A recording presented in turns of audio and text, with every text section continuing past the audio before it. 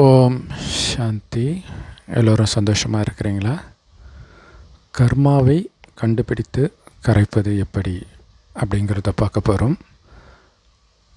கர்மா அப்படின்னா முன் ஜென்மங்களில் நாம் செய்த காரியங்கள். நல்ல காரியங்களை நல்ல கர்மான்றோம், கெட்ட காரியங்களை கெட்ட கர்மான்றோம். நல்ல காரியங்கள் செய்தால் அதோடைய பலன் நன்மையாக இருக்கும், கெட்ட கர்மா செய்திருந்தால் அதோடைய பலன் தீமையாக இருக்கும். ஸோ நல்ல கர்மாவை பற்றி நம்ம கவலைப்பட மாட்டோம், அது நமக்கு சந்தோஷத்தை கொடுக்க போகுது. இப்போ கெட்ட கர்மா தான் பிரச்சனை. கெட்ட கர்மா பண்ணாதவர்கள் யாராவது இருக்கிறாங்களான்னா யாருமே இருக்க வாய்ப்பே கிடையாது. அப்படி இருந்தால் அதுக்கு பேர் கலியுகம் கிடையாது இல்லையா? கலியுகத்தில் எல்லார் தலையிலும் வண்டி வண்டியாக பாவம் இருக்கும், மலை மாதிரி பாவம் இருக்கும் அப்படின்னு கடவுள் சொல்லுது. இப்போ பாவக்கர்மம், என்னென்ன பாவம் செஞ்சுருக்கிறீங்க முன் ஜென்மங்களில் அப்படிங்கிறது ஒரு சிக்னலாக நமக்கு கிடைக்கும். என்ன அப்படின்னா, நார்மலாக ஒரு நல்ல விஷயம் நினைக்கிற ஒரு விஷயத்தை நீங்கள் பண்ணால் உங்களுக்கு பிரச்சனை ஆகிடும். உதாரணத்துக்கு பாசம், ஒரு அன்பாக நீங்கள் ஒருத்தர்கிட்ட க்ளோஸாக அப்பா அம்மா கிட்ட அந்த மாதிரி இருந்தால் நீங்கள் அன்பாக பேசுகிறதே அவங்களுக்கு எரிச்சலை கொடுக்கும். ஸோ அப்போ நம்ம புரிஞ்சுக்கலாம், அன்புனால் நம்ம ஏதோ அதை அன்புன்றதோட பற்று. ஏன்னா அன்பு பிரச்சனை கிடையாது, கடவுள் கூட எல்லார் மேலே அன்பு வச்சுருக்காரு, ஆனால் பற்று வைக்கல. ஸோ இந்த பற்று பாசம் சொல்கிறோம் இல்லையா, அதன் மூலமாக அந்த பாசத்தினால் உந்தப்பட்டு பாவம் செஞ்சுருப்போம். அதற்கான தண்டனை இப்போ நீங்கள் பற்று வச்சிங்கனாலே மற்றவர்களுக்கு எரிச்சல் வரும். அந்த பற்றுனாலே உங்களுக்கு பெரிய பிரச்சனையும் வரும். மேபி அந்த உறவுகளாலே யார் எரிஞ்சு விழுறாங்களோ அவங்க மூலமாகவே கூட உங்களுக்கு பிரச்சனை வரலாம். இப்போ என்ன பண்ணணும் அப்படின்னா, சரி செய்கிற விஷயம் கிடையாது, வெளியில் உங்களை சரி செய்கிற விஷயந்தான் இருக்குது. அது என்னது? அது தெளிவாக சொல்லுது, பற்று வைக்காதுன்னு. இல்லை எரிஞ்சு விழுறாங்கன்னா என்ன அர்த்தம்? பற்று வைக்கிறது எனக்கு பிடிக்கல, பற்று வைக்காதீங்க. ஸோ பற்று வைக்காமல் இருக்கணும், அதுதான் விஷயமே. ஆனால் இந்த உலகம் அதெல்லாம் ஒரு பாசிட்டிவான விஷயமாக நமக்கு சொல்லி கொடுத்துருச்சு. இன்றைக்கி உலகத்தில் நடக்கிற எல்லா யுத்தத்திற்கும் காரணம் பற்று தான். முதல்ல குடும்பத்தில் ஆரம்பிக்கிற அந்த பற்று தான் பின்னாடி மொழிப்பற்று, இனப்பற்று, நாடு பற்று, மதப்பற்று, உலகத்தில் யுத்தங்கள்லாம் அதை வச்சு தானே நடந்துகிட்டு இருக்குது. ஸோ இந்த பற்று மூலமாக நீங்கள் நிறைய பாவம் செஞ்சுருக்கும்போது அது குடும்பத்திலே உங்களுக்கு தெரியும். உங்களுக்கு டக்கு டக்குன்னு மற்றதன் மீது பற்று வந்துக்கிட்டே இருக்கும். அதுலேருந்து வெளியில் வர்றதே கஷ்டமாக இருக்கும். ஸோ ரொம்ப எச்சரிக்கையாக இருக்கணும். ஸோ அதே மாதிரி காமம், அது ஒரு மிகப்பெரிய எதிரி அப்படின்னு கடவுள் சொல்கிறார். ஏன் மிகப்பெரிய எதிரி அப்படின்னு சொல்கிறாருன்னா, மற்ற பாவங்கள் உங்களுக்கு தெரிந்த எந்த பாவத்தை வேணாலும் வச்சுக்கோங்க, தண்ணி அடிக்கிறது, கொலை பண்ணுறது கூட வச்சுக்கோங்க. ஸோ இதையெல்லாம் நீங்கள் பல வருடமாக செய்ததை ஒரு வினாடி காமத்துக்கு சமம். ஒரு வினாடி நீங்கள் காமம் எண்ணம் வந்தாலே பல வருடத்து நீங்கள் கொலை, மற்ற திருடுறது, இந்த மாதிரி காரியங்கள் செய்வதற்கு சமமானது இந்த காமம். அதனால தான் காம மகாசத்ரு அப்படின்றாங்க. ஸோ இந்த காமம் எந்த அளவுக்கு ஒரு கடுமையானது என்பதை மகாத்மா காந்தி அவர்கள் உணர்ந்திருக்கிறாங்க. ஆக்சுவலாக அவங்க அப்பா பக்கத்தில் மரணப்படுக்கையில் இருக்கிறாரு, இவர் மனைவியோட காமத்தில் ஈடுபட்டிருக்கிறாரு. ஸோ அந்த நேரம் அப்பா இறந்துட்டார்னு யாரோ சொல்ல வராங்க. அப்போ ஒரு கெட்ட வார்த்தையை திட்டிட்டு கதை தட்டினார், திறந்துறான், யாரா இந்த நேரத்தில்ன்ட்டு. ஸோ இது அவருடைய வாழ்க்கையை பயங்கரமாக பிற்காலத்தில் பாதிக்குது. நம்ம இவ்வளோ கேவலமாக இருந்திருக்கிறோமே அப்படின்ட்டு, அந்த காமத்தை வெல்லணும் அப்படிங்கிற ஒரு லட்சியம் அவருக்கு இருந்திருக்குது. ஒரு விபரீதமான எக்ஸ்பெரிமெண்ட்டு கூட அவர் பண்ணியிருக்கிறார். அவருக்கு ஒரு பேத்தி வயதுள்ள பெண்ணை சொந்தக்கார பெண்ணை நிர்வாணமாக அவர் படுக்கையில் படுக்க வச்சிருக்கிறார். காமத்தை நான் வென்றுட்டேனா அப்படின்னு செக் பண்ணுறதுக்காக. கொஞ்ச நாளைக்கு இருந்துட்டு அப்புறம் அதை விட்டுட்டார். இன்னொரு விஷயம் என்ன சொல்கிறாருன்னா, நான் காமத்தை வெல்லாதது தான் இந்து முஸ்லீம் அந்த பாகிஸ்தான் இந்தியா பிரிவினையின் போது வந்த அத்தனை உயிர் சேதத்திற்கு காரணம் அப்படின்னு அவர் சொல்கிறார். ஸோ இதுக்கும் அதுக்கும் எப்படி சம்பந்தம் இருக்கும் அப்படின்னு உங்களுக்கு தோணும். இது அந்த காமம் தப்புன்னு அதிலிருந்து விலகி இருக்கும் பொழுது எப்போல்லாம் அந்த காம உணர்வு வரும் இன்னும் கேட்டிங்கன்னா எப்போவுமே இருக்கிற மாதிரிலாம் ஃபீலிங் இருக்கும். காமத்தில் இருக்கிறவங்களுக்கு அது பெருசாக தெரியாது, ஏன்னா அதை கவனிக்கவும் மாட்டாங்க. இவங்க அதிலேருந்து வெளியில் வரணும்னு நினைக்கும்போது அது எந்த அளவுக்கு அவங்கள பிடிச்சி இழுக்குதுன்னு தெரியும். ஸோ அதனால் அவருக்கு அது தெரிஞ்சிருக்கு இதுக்கும் அதுக்கும் சம்மந்தம் இருக்குது அப்படின்னு. சரி, இதுக்கும் அதுக்கும் சம்மந்தம் இருக்குதா அப்படிங்கிறத சில விஷயத்தை வச்சு பார்க்கலாம். கடவுள் சொல்கிறாரு, இந்த பூமி சொர்க்கமாக படைத்தார். அந்த சொர்க்கத்து முதல் 2500 வருஷம் இந்த பூமி சொர்க்கமாகவே இருக்குது, குறிப்பாக பாரதம். அடுத்த 2500 வருடம் தான் இந்த பூமி நரகமாக மாறுது. சொர்க்கத்தில் காமம், கோபம், பற்று, பேராசை, அகங்காரம்னா என்னன்னே தெரியாது. காரணம், எல்லாருடைய கவனமும் உடம்புலே இருக்காது. இந்த உடலை இயக்கக்கூடிய ஆத்மாவில் தான் கவனம் இருக்கும். ஆத்மா பூர்வமத்தில் நட்சத்திரம் மாதிரி ஜொலிக்குது, உயிரை தான் ஆத்மான்றோம். ஸோ ஒருவரை ஒருவர் ஆத்மானே பார்த்து பேசுவாங்க. இல்லை, அந்த உயிர் போயிடுச்சுன்னா இது ஜடம் தானே, அப்புறம் எதுக்கு ஜடத்தை பார்க்கணும்? அப்போ எங்கே நீங்கள் இருக்கிறீங்களோ அதை பார்க்குறது தானே புத்திசாலித்தனம். அப்படி இயல்பாகவே அவங்களுடைய கவனம் ஆத்மாவில் இருக்கும், சொர்க்கத்தில். இதனால் என்ன ஆகும்னா, ஆரம்பத்தில் சக்தி நிரம்பிய ஆத்மாக்களாகத்தான் நாம் இருப்போம். அப்போ சக்தி நிரம்பி இருக்கும் பொழுது கான்சன்ட்ரேஷன் பவரும் அதிகமாக இருக்கும். அதனால தான் ஆத்மாலே கவனம் இருக்குது. ரொம்ப அழகாக இருப்பாங்க, ஆனாலும் உடலின் பக்கம் கவனம் போகாது. ஆனால் சதா ஆனந்தமும் அமைதியும் நிரம்பி இருப்பாங்க. உள்ளிருந்து அந்த உலகம் ஆனந்தமான உலகம்தான், தங்க செங்கற்களால் கட்டப்பட்ட மாட மாளிகைகள் நிரம்பிய உலகம். ஆனாலும் ஆனந்தம் உள்ளிருந்தே வருது, ஆத்மாவிலிருந்தே வருது, ஆத்மாவில் கவனம் இருக்கும்போது. ஸோ அப்படி 2500 வருடம் இருந்த நாம் அடுத்த 2500 வருடம் இதே பூமி நரகமாக மாறுது. ஆத்மான்றதை மறந்து உடலுணர்வுக்கு வருது. அப்போ ஆத்மாவிலிருந்து வந்த ஆனந்தம் கட்டாகிறதுனால ஆனந்தத்தை வெளியில் தேடுறோம். அப்போ தான் புலன் இன்பத்துக்கு அடிமையாகிறோம். காமம், கோபம், பற்று, பேராசை, அகங்காரம் போன்ற அசுர குணங்கள் நமக்கு வருது. ஸோ அதனால தான் கொஞ்சம் கொஞ்சமாக நமக்கு இருந்த செல்வம், ஆரோக்கியம், அழகு எல்லாத்தையும் இழக்கிறோம். ஸோ கடைசி 100 வருடம் இறைவன் அனைத்தையும் அடையிறதுக்கான வழியை சொல்கிறார். மறுபடியும் ஆத்மாவில் கவனத்தை எடுத்துகிட்டு வரணும். ஆனால் அந்த சக்தி இல்லை. அந்த சக்தியை நிரப்பிக்கிறதுக்கு உங்களை ஆத்மானு என்னை நினைவு செய்யுங்கன்றார். அந்த கடவுளைத்தான் சிவபெருமான இந்துக்களும் பரமபிதான் கிறிஸ்தவர்களும் அல்லான முஸ்லீம்களும் சொல்கிறோம், கடவுள் ஒருவர் தான். ஸோ எந்த அளவிற்கு அவரையே நினைவு செய்கிறோமோ அந்த அளவுக்கு வெளி உலக கவர்ச்சியிலேருந்து உங்கள் புத்தி விலகும். ஏன்னா ஆத்மாக்குள்ளே சக்தி நிரம்பும். ஆத்மா பலகீனமாக இருக்கும்போது தான் வெளி உலகத்தில் புத்தி மயங்கும். ஸோ அதிலிருந்து ஆத்மாவில் உங்களுடைய கவனம் கொஞ்சம் கொஞ்சமாக குவிய ஆரம்பிக்கும். ஸோ இதுக்கு நீங்கள் சதா ஆத்மானு இறைவனை நினைக்கணும். யாரை பார்த்தாலும் பூர்வ மத்தியில் ஆத்மா பேசிகிட்டு இருக்குது, அந்த உடம்பு கிடையாது, உடம்பு மூலமாக பேசிகிட்டு இருக்குது அப்படிங்கிறது நீங்கள் பயிற்சி பண்ணிக்கிட்டே இருக்கணும். இதில் முக்கியமான விஷயம் என்னென்னா, இந்த 2500 வருடம் சொர்க்கமாக இருக்கும் பொழுது காமம்னா என்னன்னே தெரியாது.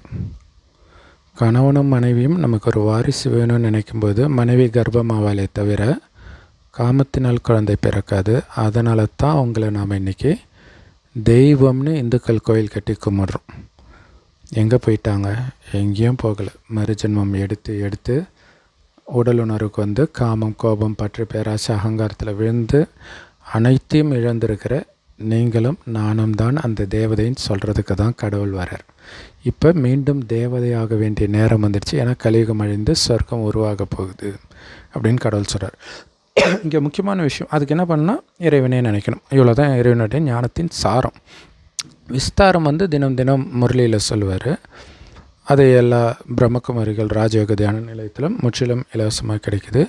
யூடியூப் வெப்சைட்ஸ்லாம் இருக்குது. அதோடைய லிங்க் இந்த வீடியோக்கு டிஸ்கிரிப்ஷனில் கொடுக்குறோம், அவசியம் பார்த்து பயன்பெறுங்கள். இப்போ முக்கியமான விஷயம் என்ன அப்படின்னா, இந்த 2500 வருடம் தங்க செங்கற்களால் கட்டப்பட்ட மாட மாளிகை இருக்குது. எல்லாரும் அப்படி வசதியாக இருந்தால் கூட ஒருவரை விட ஒருவர் வசதி அதிகமாக இருப்பார்கள். அதாவது ஒரே மாதிரி இருக்க மாட்டாங்க. பணக்காரர்கள் ஏழை இருக்க மாட்டாங்க. பணக்காரர்கள் அதைவிட பணக்காரர்கள் அதைவிட பணக்காரர்கள் அப்படி இருக்கும். ஸோ அதில் நம்பர் 1 பணக்காரன் தான் சொர்க்கத்தின் முதல் மகாராஜாவாகிய ஸ்ரீ நாராயணன். ஸோ பணத்தில் மட்டும் இல்லை, அழகிலும் அவர் நம்பர் 1 இருப்பார், ஆரோக்கியத்திலும் நம்பர் 1, தெய்வீக குணத்திலும் நம்பர் 1 இருப்பார். இது ஏன் சொல்கிறேன்னா, இந்த வரிசைக்கிரமம் இருந்தால் பொறாமை வரும் அப்படின்னு நம்ம நினச்சிட்டு இருக்கிறோம். அது இயல்பானதுன்னு நினச்சிட்டு இருக்கிறோம். அங்கே வரிசைக்கிரமம் இருக்கும். யாருக்கும் யாரை பார்த்தும் பொறாமை இருக்காது. இவர்களை மாதிரி நான் அழகாக இருக்கணும், இவர்களை மாதிரி பணக்காரனாக இருக்கணுமே, அந்த மாதிரி எண்ணமே வராது. ஏன்னா இந்த எண்ணம் தான் அடுத்தது திருடுறது இதெல்லாம் வருது. இதெல்லாம் நரகத்தில் தான் நடக்குது. அப்போ ஆத்மாவில் கவனம் இருக்கும்போது இதெல்லாம் நடக்கலை. கொஞ்சம் கொஞ்சமாக ஆத்மா சக்தி இழக்குது இல்லையா? இழக்கும்போது என்ன ஆகுது, உடல் உணர்வுக்கு அந்த காமத்தில் விழ ஆரம்பிக்கும் பொழுது பெரிய அதிசயம் பாருங்கள், மிகப்பெரிய ரகசியமும் கூட இது. எப்போ மனிதனுக்கு அந்த காம உணர்வு வருதோ அப்போ இயற்கை சீற்றமே நடக்குது. அந்த தங்க மாடு மாளிகையெல்லாம் மண்ணுக்குள்ளே போகுது. ஏன்னா கடவுள் கொடுத்ததை அனுபவிக்கும் தகுதியை நாம் இழக்கிறோம் இல்லையா? பாலாரும் தேனாரும் ஓடக்கூடிய சொர்க்கத்தை கடவுள் கொடுத்ததே காமத்தை வென்றதினால். இப்போ இறைவனை நினச்சி காமத்தை வெல்வதனால் சொர்க்கத்துக்கு போகிறோம். மறுபடியும் 5-6 வருடம் கழிச்சு மறுபடியும் இதே மாதிரி பயிற்சி பண்ணி தான் போகிறோம். ஸோ எப்போ மீண்டும் நீங்கள் காமத்தில் விழுறீங்களோ அப்போ அந்த சொர்க்கத்தை நீங்கள் இழக்க ஆரம்பிக்கிறீங்க. இயற்கை சீற்றம் ஒரு பக்கமாக, இன்னொரு பக்கம் பாருங்கள், மற்ற மதங்கள் எல்லாம் உங்களுக்கு தெரியும் இல்லையா, முகலாயர்கள், கிறிஸ்தவர்கள், அவர்களாம் இந்தியாவை கொள்ளையடிக்க வராங்க. அதுவுமே இங்கே மனிதனுடைய காம எண்ணம் அதிகமாக அவர்களுக்குள்ள உந்துதல் வருது பாருங்கள், கொள்ளையடிக்கணுன்ட்டு. இது முக்கியமான விஷயம். உங்களுடைய அதிக பாவத்தை செய்வதும் காமத்தின் மூலமாக தான் நீங்கள் பண்ணுவீங்க. அதேமாதிரி உங்களுக்கு தண்டனையும் அதே காமத்தின் மூலமாகவே கிடைக்கும். அங்கே காமம்ன்றது மனைவி தவிர யாரிடமும் அவங்க காமத்தெல்லாம் ஈடுபட மாட்டாங்க. அந்த கள்ளத்தொடர்பு இதெல்லாம் இப்போ ஒரு இன்டர்நெட் வந்த பிறகு தான் பயங்கரமாக இருக்குது. அதுக்கு முன்னாடி அங்கொன்று இங்கொன்றுமாக இருக்கும். சரி, சொர்க்கத்தில் அப்படிலாம் யாருக்குமே இருக்காது. சொர்க்கத்தில் காமமே இருக்காது. ஒருவனுக்கு ஒருத்தி தான் இங்கேயும் ஒருவனுக்கு ஒருத்தி தான். ஆனால் மனைவியோடு மட்டும், கணவனோடு மட்டும் காமம் வரும். அந்த காம எண்ணம் வேறு யாரையும் அப்படி பார்க்க மாட்டாங்க. சரி, அதுக்கே இயற்கை சீற்றம் வருது, அதுக்கே கொள்ளையடிக்கிறாங்க. அப்படின்னா அன்பு சகோதர சகோதரிகளே, இன்றைக்கி திரும்புகிற பக்கமெல்லாம் கள்ள தொடர்பு சர்வசாதாரணமாக ஆயிடுச்சு. நியூஸில் சொல்லும்போது அது ஒரு பெரிய விஷயமாக இப்போ சொல்கிறது கிடையாது. கள்ளக்காதலின்னு சொல்லி அவங்களுக்கே கடுப்பாயிடுச்சு. காதலின்னே சொல்கிறாங்க, காதலன்னே சொல்கிறாங்க, தலைப்பிலே அப்படி தான் போடுறாங்க. ஏன்னா சர்வசாதாரணமாகிடுச்சு, எல்லாருக்குள்ளேயும் இது காமன் ஆயிடுச்சு. அப்போ இதற்கான தண்டனை எப்படி இருக்குன்னு யோசித்து பார்த்தீங்களா? ஏன்னா நம்ம ஆல்ரெடி நிறைய பாவம் செஞ்சு அனைத்தையும் இழந்துருக்குறோம். ஒரு 2 தலைமுறை முன்னாடி கூட பார்த்திங்கன்னா எல்லாருக்கும் சொந்த இடமெல்லாம் இருக்கும். ஏழைகளுக்கே வயல்வெளி இருக்கும். இப்போல்லாம் பணக்காரர்களுக்கே எதுவும் கிடையாது, ரொம்ப பணக்காரர்களுக்கு தான் இருக்குது. அப்போ அனைத்தையும் இழந்து இப்போவும் நீங்கள் பாவம் செய்கிறீங்கன்னா, இதுக்கு முன்னாடி தலைமுறையில் பார்த்திங்கன்னா அவங்களோட லட்சியமே சொந்த வீடு கட்டுறதா இருந்துச்சு. அந்த வீட்டுக்காக இன்றைக்கி எவ்வளோ வெட்டுக்குத்து நடக்குதுன்னு பார்த்தீங்களா? இன்னொரு முக்கியமான விஷயம், கண்டிப்பாக இந்த கலியுகத்தின் இறுதியில் உங்களை சுற்றி கெட்டவர்களே இருப்பாங்க. அதாவது உங்களை சுற்றின்றது உங்கள் குடும்பத்தில், அது கூட பிறந்தவர்களாக இருக்கலாம், அப்பா அம்மாவாக இருக்கலாம், பிள்ளைகளாக இருக்கலாம், கணவன் அல்லது மனைவியாக இருக்கலாம், எப்படியோ வந்துடுவாங்க. ஆனாலும் முக்கியமான விஷயம், அவர்களுக்கு எப்போ அந்த அசுரகுணம் உங்ககிட்ட இருந்து சொத்தை அபகரிக்கணுன்ற எண்ணம் தோணுன்னா, நீங்கள் எந்த அளவிற்கு காமத்திலேயே புத்தி மயங்குதோ அந்தளவுக்கு சீக்கிரமாக அவங்களுடைய எண்ணம் அப்படி தோணும். ஏற்கனவே அவர்களுக்கு அந்த குணம் இருக்கும். அந்த குணம் ஆக்டிவேட் ஆகிறது நீங்கள் தான் ஆக்டிவேட் பண்ணுவீங்க காமத்தின் சிந்தனையில் இருக்கும்போது. அது உங்களுக்கே தெரியாது. காமத்தின் மூலமாக மட்டும் இல்லை, மற்ற விஷயத்திலும் இருக்குது. இதில் தான் ரொம்ப சீக்கிரமாக ஆக்டிவேட் ஆகும். மற்ற பற்று, பேராசை, சாராய போதை, இந்த மாதிரி, அதாவது புத்தியை மயக்கக்கூடிய, யோசிச்சு பாருங்களாம், புத்தி மயங்கினா தான் காமம் வரும். கோபமும் புத்தி மயங்கினா தான். ஆத்திரக்காரனுக்கு புத்தி மட்டுன்னே சொல்கிறாங்க இல்லையா? பற்றும் புத்தி மயங்கிறதுனால தான் வருது. பேராசையும் புத்தி மயங்கிறதுனால தான் வருது. பேராசைனால் என்னென்னமோ பாவம் செஞ்சு கடைசியில் மாட்டிக்கிறாங்க. அகங்காரமும் புத்தி மயக்கத்தினால வருது. ஸோ இதில் பயங்கரமாக புத்தியை மயக்கக்கூடியது இந்த காமம். ஏன்னா மற்ற மயக்கம் கூட யாருக்கும் இல்லாமல் இருக்கலாம், பட் இந்த மயக்கம் பயங்கரமாக இருக்கும். ஸோ காமத்தில் விழுவது உங்கள்கிட்ட ஒட்டிக்கிட்டு இருக்கிற கொஞ்ச நெஞ்சத்தையும் அழிச்சிடும், கொஞ்ச நெஞ்ச புண்ணிய கணக்கையும் அப்படிங்கிற எச்சரிக்கை உணர்வு உங்களுக்கு இருக்கட்டும். உண்மையிலே இந்த லவ் பண்ணுறது இருக்குது பார்த்திங்களா, அது மிகப்பெரிய டேஞ்சர். திருமணம் பண்ணுறதை விட, திருமணம் பண்ணுறதுல அந்த காமத்தில் டேஞ்சர், அது பற்று இதெல்லாம் வந்துடும். ஆனால் லவ்வில் பற்றும் பயங்கரமாக இருக்கும், காம உணர்வும் பயங்கரமாக இருக்கும், எப்போவுமே இருக்கும், நிரந்தரமாக. அதுதான் பிரச்சனை. குறிப்பாக அந்த ஆரம்பத்திலே வரக்கூடிய காதல் எப்போ வந்தாலுமே அது வந்துடும். கள்ளக்காதல்லையும் அதுதான். ஸோ மனைவியை விட கள்ளக்காதல்கிட்ட அதிகமாக இருக்கும். ஸோ இது எல்லாமே எதுக்கு வருதுன்னா, உங்கள்கிட்ட இருக்கிறத அழிக்கிறதுக்காக வருது. ஸோ இதை புரிஞ்சுக்கணும். ஸோ குறிப்பாக இந்த காமம், கோபம், பற்று, பேராசை, அகங்காரம், இதன் மூலமாக தான் இது காலியாகுது. அப்போ கடவுள் சொல்கிறாரு, இதெல்லாம் எதனால் வருது? உடம்புனால தானே வருது. உடம்பு இல்லைன்னா எப்படி காமம் வரும்? உங்களுக்கு உடம்பே இல்லைன்னா கோபம் வருமா? இல்லை, உடம்பு ஆரோக்கியமாக இருக்கும்போது தான் கோபம், அந்த அகங்காரம், பேராசை எல்லாமே இருக்கும். கையை காலை அசைக்க முடியாமல் படுத்துட்டு இருந்தால் வருமா இதெல்லாம்? கடவுள் சொல்கிறார், உடம்பில் இருக்கும்போதே உடம்பு இல்லைன்னு நினச்சிக்கோங்க. வெறும் ஆத்ம ஜோதியாக நினைங்க. ஆத்மா உடம்பு இல்லாமல் எண்ணங்களை மட்டும்தான் உருவாக்க முடியும். அப்போ அனைத்தையும் இழந்துடுச்சு. காமம், கோபம், பற்று, பேராசை, அகங்காரம் போன்ற அழுக்கான எண்ணங்களை உருவாக்குனதுனால. இப்போ கடவுள் சொல்கிறாரு, ஒட்டுமொத்த சொர்க்க ராஜ்யமும் வரணும்னா நல்ல எண்ணங்களையே உருவாக்குங்க. தூய்மையான, அமைதியான, அன்பான, எல்லோரும் நல்லா இருக்கணுன்ற சுபமான எண்ணங்களை மட்டும் உருவாக்குங்கன்றார்.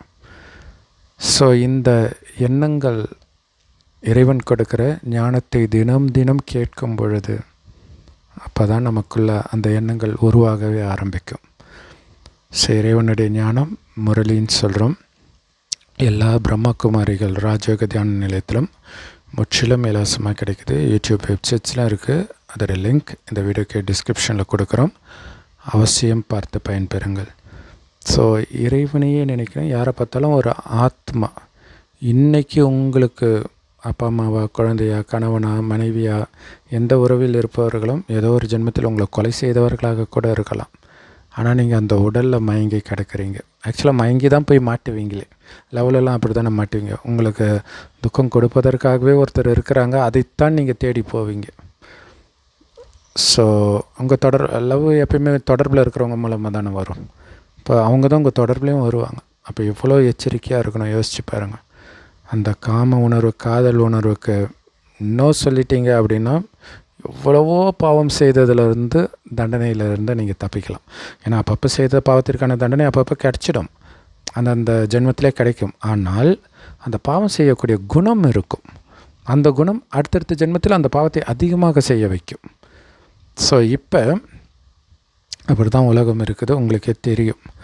ஸோ அப்போ இந்த காமத்தை தூண்டக்கூடிய விஷயங்கள், கோபத்தை தூண்டக்கூடிய விஷயங்கள், பற்று தூண்டக்கூடிய விஷயங்கள், பேராசை, அகங்காரத்தை தூண்டக்கூடிய விஷயங்களை யார் பேசினாலும் அங்கேருந்து ஓடி போயிடுங்க. அல்லது அது மாதிரி படங்கள், பாடல்கள், சினிமா பாடல்களில் இந்த 5 விகாரம் தான் தூண்டப்படும். ஸோ அதில் இருந்தெல்லாம் புத்தியை விலக்கி நம்ம ஆத்மாவுக்கு ஒரு அற்புதமான இனிமையான பாடல்னால் அது கடவுள் கொடுக்குற ஞானம் மட்டும்தான். ஸோ அதை கேட்க கேட்க தான் அந்த ஆனந்தம் வரும், எடுத்த உடனே வராது. ஸோ அதை கேட்க கேட்க அப்படி ஒரு ஆனந்தம் இருக்கும். அதை கேளுங்க. என கேட்டு 5000 வருஷம் ஆகுது. இந்த இறைவன் கொடுக்குற ஞானத்தை தான் ஸ்ரீகிருஷ்ணர் கையில் புல்லாங்குழல் இசையாக காட்டப்பட்டிருக்குது. சரஸ்வதி மடியில் இருக்கிற வீணையின் இசையாக காட்டப்பட்டிருக்குது. ஸோ ஆத்மாவிற்கு புல்லாங்குழல் இசை, வீணை இசை எல்லாமே சிவ பரமாத்மா கொடுக்குற இந்த ஞானம் மட்டுமே. இப்போ இறைவனையே நினைத்து இந்த காமம், கோபம், பற்று, பேராசை, அகங்காரத்தை நீங்கள் அழிக்கிறதன் மூலமாக இதுவரைக்கும் செய்த பாவத்திற்கான தண்டனையிலேருந்து தப்பிச்சிடுங்க. ஏன்னா காமத்தை தூண்டி தான் தண்டனை கிடைக்கும். காமத்தினால் நீங்கள் தூண்டப்படலைன்னா தண்டனை கிடைக்காது. கோபம் தூண்டி தான் தண்டனை கிடைக்கும். இவங்க என்னுடையவர்கள் இல்லை, என்னுடைய பொருள் இல்லைன்னும் போது எதுக்கு என்ன ஆனால் உங்களுக்கு ஏன் கோபம் வரப்போகுது? என் இதுன்னு நினைக்கும் பொழுது அது உங்கள்கிட்ட வந்து அபகரிக்கப்படும் பொழுது தானே கோபம் வருது.